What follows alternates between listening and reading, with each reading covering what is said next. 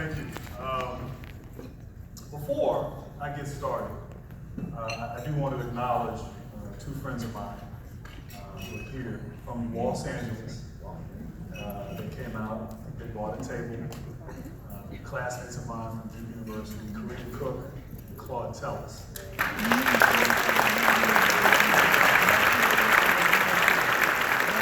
Actually, Kareem's in my class. Claude's a year behind, but we'll claim him in our class. But we were just in Los Angeles for the NBA All-Star Weekend. And as we were talking about this upcoming event, Kareem was with my very talented and beautiful wife. And they were talking about how long-winded I can be. And the fact that I've never met a microphone, stage, or camera that I don't love. And so they both advised me to remember the 5 B's. They said, be brief, brother, be brief. Kareem, I'll be brief. It is an honor and a privilege for me to be here as your keynote speaker. Of course, the United Way, African American Partnership, the work that you're doing here in Atlanta, empowering young men of color is just fantastic. And so I just really, from the bottom of my heart, I want to thank you and thank all of you who are here in attendance, making this a hugely successful luncheon and fundraiser.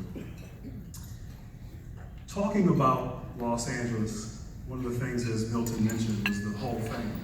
The Hall of Fame nomination and being a finalist. And you know, it kind of has you in the mode where you start to reflect. And you start to think back over the course of your career, over the course of your life, and just really how blessed and how fortunate I have been.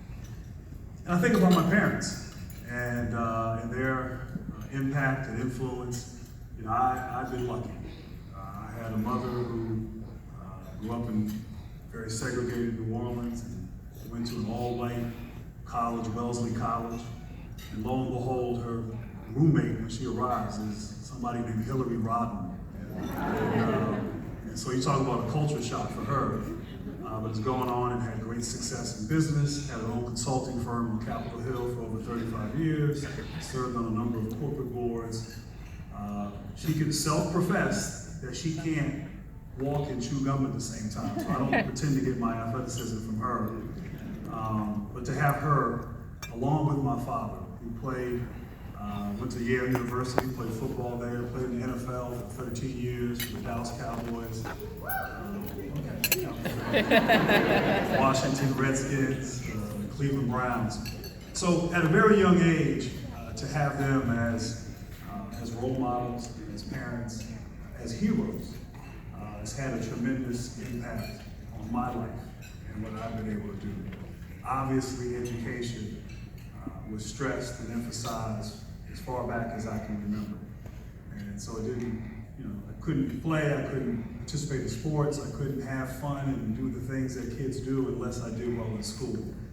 So I'm thankful for that. Didn't always agree with that at different ages, but certainly appreciate that now.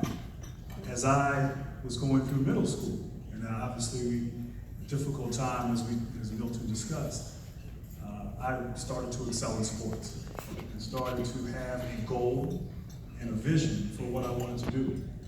And I made sacrifices. I didn't do all the things in high school that the cool kids did. I was playing basketball, I was getting my rest, I was doing my work in school, and was fortunate, along with maybe good genetics, to become a really good basketball player and to be recruited by most schools that are out there in the country. Now, I didn't get recruited by Morehouse. I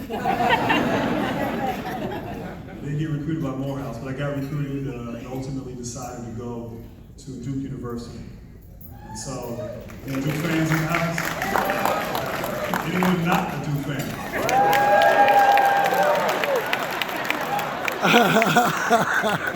We're used to the haters. It's interesting. I'm going to talk a little bit, if you allow me to indulge, about Duke and that experience. And so when I first arrived on campus at Duke, first day of school, first time our team met as a team, our coach, Coach Mike Krzyzewski, Coach K, put up on the board, national champions. That's what he put up there. That was our goal. That was what we were going to do that year. And I'm thinking, you know, Duke had lost the year before to UNLV in the largest margin of a victory. I think it was 35 points. UNLV returned all of their players from that championship team. And Duke lost 3 seniors who started on that team that lost to UNLV. So at that moment in time, I'm not really believing Coach K. I'm not drinking the Kool-Aid just yet. But lo and behold, we were able to go on and learn and grow as the year went on, and of course win a championship. So now something interesting happened that year, and this is a pretty funny story. So my college roommate, during a practice, broke my nose. I went up to try to dunk it on him, and to prevent me from dunking on him, he fouled me and broke my nose, and my nose was crooked, and blood was everywhere. It was a total mess. And so it was during the winter holidays when the freshman dorms were closed, and we were staying in a hotel. And so I had surgery, and I had packing in my nose, and it was very uncomfortable if any of you have ever had a broken nose. And so I stayed at Coach K's house and needed 24-hour supervision. So I stayed at his house, and I couldn't sleep at all. I mean, it was just very uncomfortable. And so in the middle of the night, I'd get up, and I'd go down to the kitchen, and Coach K, you know, don't tell anybody, but Coach K loves Haagen-Dazs vanilla ice cream. And he has it all in his refrigerator, his freezer. So I would go down and eat some Haagen-Dazs vanilla ice cream. And he's up here watching film every night, all night. And, you know, I'm kind of shocked at this. And this is film, this is actual reel-to-reel film. You don't have a pause button, you just forward, reverse. And so, you know, I'd sit up and join him, and you know, after 3 or 4 days and 3 or 4 nights of not getting sleep, I had to get out of his house because I couldn't get any sleep at all with Coach K. But I realized it takes hard work. It takes having a goal, having a vision, and then being able to go and work hard and put the time and the effort in. And so that was a very sort of important sort of life lesson for me at that moment in time. So, like I said, we go on, we win the championship that year, we come back as sophomores, and now we're number 1. And we're everyone's preseason favorite. We kind of cruise through the regular season, and we get to an Eastern Regional Final game against Kentucky. All right. And we play a Kentucky team, and it's a great game, one of the great games in college basketball history. They play it every year around March Madness, and particularly the pass that I made to Christian Laettner. I get to relive the series of bad haircuts I had while in college. But that moment was an interesting moment. And what happened was, with 2.1 seconds left, Sean Woods from the University of Kentucky hit an amazing shot to put Kentucky up by 1 point. And here I'm thinking at this moment, you know what? It's the first time I don't think we're going to repeat and win as champions. I'm thinking, you know what? Next week is Beach Week. I'm going to be with Kareem and Claude in Myrtle Beach, enjoying Beach Week and not going to the Final Four. So as we go to the huddle during that timeout, and this is really a great lesson on leadership, Coach K, he says we have to throw the ball the length of the court. You know, Grant, can you make the pass? And I said, Coach, I can make the pass. And then he asked Christian Laettner, Christian, can you make the shot? Now, you have to understand, at that time, Christian was God in college basketball. He was larger than life. He was, you know, arguably one of the top 5, top 3 college basketball players of all time. And in that game, he was perfect from the free throw line and the field. And so Christian Laettner, who was cocky and was somewhat arrogant, said, if Grant makes the pass, I'll make the shot. True story. Kareem and Claude, they know Christian. That was his personality. So now I guess the pressure's on me. And so, regardless, we walked out of that huddle. We felt like we would win. And what was interesting, 2 things. One, Coach K as a leader, he didn't tell me to make the pass or tell Christian he was going to get the ball for the game-winning opportunity. He asked us. He asked us in that moment, with all craziness going on and all the emotions that we were feeling at that moment in time, he asked if we can do. We took ownership that we were going to be able to get the job done. And as fate would have it, we were fortunate to go out and execute, and Christian made an unbelievable play. And like I said, we get to relive the bad haircut every year during the month of March. So we went on to win the championship later that year, and eventually, a couple years later, I graduated from Duke, was drafted in 1994, and now I'm in Detroit. And I'm playing for the Detroit Pistons, and was very fortunate to have a lot of success very early on in my career. Came in and I had commercials, I had my own shoe, I had a relationship with Coca-Cola, Sprite. I was, believe it or not, I was voted as People Magazine's 50 most beautiful people. The things my girlfriend now, my wife. I mean, clearly I overachieved in life. But things were obviously going extremely well, and then had a very unfortunate setback with injuries, missed a real significant amount of my time, really right in my prime years as an athlete. And then was able to overcome that and finish my career healthy in more of a complementary role. But was able to make it to the age of 40 and played 19 years in the NBA. My wife thought I played maybe 5 years too long. And retired at 40. And at that point, you have to make a transition and you have to figure out what's next. And I've been fortunate that I do wear many hats, and one of them, which, as you know, I broadcast for Turner Sports, for NBA Television, for CBS.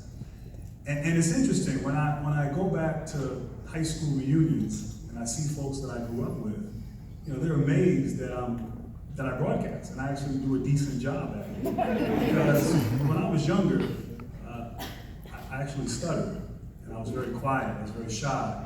I lacked confidence. The idea of being in this room and talking to all of you would have been overwhelming. Forget about the room, just talking in class. And so, for me, that was something that bothered me and something I wanted to overcome. So I really worked hard at it. Worked hard at it in college, I worked hard at it as an adult. And once again, the theme of hard work, having a goal, having a vision. And so that didn't just happen. I think it was something that I was preparing for many, many years. In addition to that, the Atlanta Hawks. Any Hawks fans? I didn't hear everybody clapping. We'll make that happen before the night's over. But the idea of being a part of an ownership group, it wasn't like I retired and decided, hey, I want to be in ownership. I was thinking about this from the time I entered the NBA. And I still remember my press conference when I signed my contract. I was 21 years old, and I signed for more money than I could ever imagine. And the man, Bill Davidson, who's no longer with us, was the owner of the Detroit Pistons. And I'm thinking, man, all this money I'm making, I'm excited, but he's the one that's paying me. And I gotta understand what he does, and understand, well, how and why, how can I be in that position? And why aren't there more of us in those positions? And so through my NBA career, not knowing how it would happen, but believing it would, taking the time to get to know the owners, using my ability to have access to really learn from folks and try to position myself so when that time comes, hopefully one day, I would be able to be in ownership. But I'll tell you, one of the great thrills and great responsibilities that I feel like that I have and we have is the stewardship of this franchise and trying to improve it and trying to be an ultimate champion. So it has been a dream come true in that regard. So, I've been very fortunate, and I've obviously had some adversities and setbacks like everyone has. But I've been fortunate, and I've had help along the way. I've had great parents. My father used to tell me this all the time. A lot of times it was when I was in trouble and, back in the day when you got a spanking. We don't do that anymore. But he would always tell me that, you know, parenting, there's 12 inches between a pat on the back and a pat on the butt. But the key is you got to do both. It's just a metaphor, okay? But the real key is you have constant contact and to be able to be involved and engaged in the lives of young people, the lives of your children. And certainly I understand that and try to live by that as a metaphor with my own children. And so I was lucky. Along the way I had coaches, I had teachers, I had people who believed in my potential and helped support me along the way and still support me to this day. And not everybody has that, and we all know that. And that's why we are here today is so important. All of you look very nice. You're dressed well. You're in a position where you can take off and be here on Friday. So everyone in this room, as far as I'm concerned, is successful.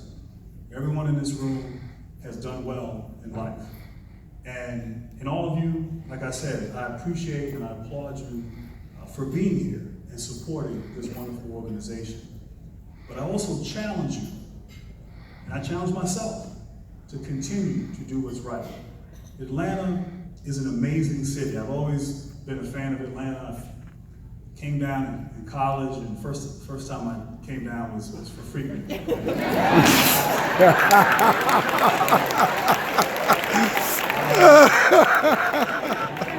I met Tamir. Yeah. I have been in love with Atlanta ever since. But in all seriousness, Atlanta is a great city that has so much to offer. And I like to say that it really is a city of opportunity. And if you come to Atlanta, and or if you're from Atlanta, and we were talking about this earlier over lunch, if you have your stuff together, you can really succeed, you can really thrive. And that's not the case in every city. And all of you are examples, and all of you embody that are here today. And so it's our responsibility to prepare that next generation. And so I appreciate that. I appreciate all of you here, and I appreciate you will continue to do your part. You will continue to support, not just with your time or your money, but really being an advocate for our future, for our kids, and for the United Way AAP. So with that said, Kareem, I think I was brief enough. But I really thank you for this opportunity. I know we're gonna have a fireside chat. We can get into some more questions a little bit later, but certainly thank you for this wonderful opportunity. Thank you for supporting just a fantastic organization and cause. Thank you. Ladies and gentlemen.